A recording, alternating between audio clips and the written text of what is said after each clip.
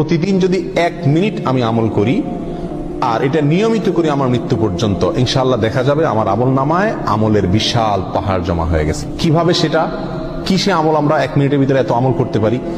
কয়েকটা আমরা নজির স্বরূপ বলতে পারি। 1 মিনিটের ভিতরে আমি যদি সুবহানাল্লাহ পড়ি, 1 মিনিট সুবহানাল্লাহ পড়লে 100 বার সুবহানাল্লাহ বলা যায়।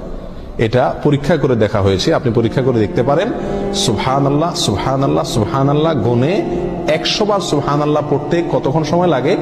সর্বোচ্চ 1 মিনিট সময় লাগে। 1 মিনিট আপনি 100 বার সুবহানাল্লাহ পড়তে পারেন। আর 100 বার সুবহানাল্লাহ পড়লে কি হবে? সহিহ মুসলিম হাদিসে আসছে, নবী সাল্লাল্লাহু আলাইহি ওয়াসাল্লাম বলেছেন, কেউ যদি 100 বার সুবহানাল্লাহ পড়ে, আল্লাহ সুবহানাহু ওয়া তাআলা তাকে 1000 নেকি দান করেন।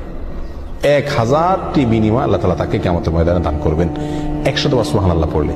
তাহলে প্রতিদিন যদি আমি 1 মিনিট সুবহানাল্লাহ পড়ি শুধুমাত্র, তাহলে প্রতিদিন আমি 1000 করে নেকির মালিক হয়ে গেলাম। 30 দিনে 30,000। এভাবে হিসাব করেন সারা বছর, সারা জিন্দেগি কি পরিমাণ দাঁড়াবে ইনশাআল্লাহ। 1 মিনিটে আরো কি করতে পারি আমরা? 1 মিনিটে আমি 10 বার সূরা ইখলাস পড়তে পারি। কয়বার? 10 বার। পড়ে দেখেন 1 মিনিটে 10 বার পড়া যায়। 9 বার কমপক্ষে আপনি পড়তেই পারবেন। নবী আলাইহিস সালাম তার এক হাদিসে বলেছেন যে, তোমাদের মধ্যে কেউ কি প্রতিদিন একবার গোটা কোরআন পড়ে শেষ করতে পারবে? সাহাবায়ে কেরাম বললেন, ইয়া রাসূলুল্লাহ, এটা তো কঠিন, প্রতিদিন গোটা কোরআন একবার শেষ করা। তিনি বলেছেন, সূরা ইখলাস, কুল হুয়াল্লাহ, কোরআনে কারীম 3 ভাগের 1 ভাগ পড়া সমপরিমাণ সওয়াবের সমতুল্য। তাহলে আপনি 1 মিনিট সময়ের ভিতরে যদি 9 বার সূরা ইখলাস পাঠ করেন, তাহলে কয় খতম কোরআনের সওয়াব হলো? 3 বার কোরআন শেষ করার সওয়াব প্রতিদিন 1 মিনিটে আপনি অর্জন করতে পারছেন।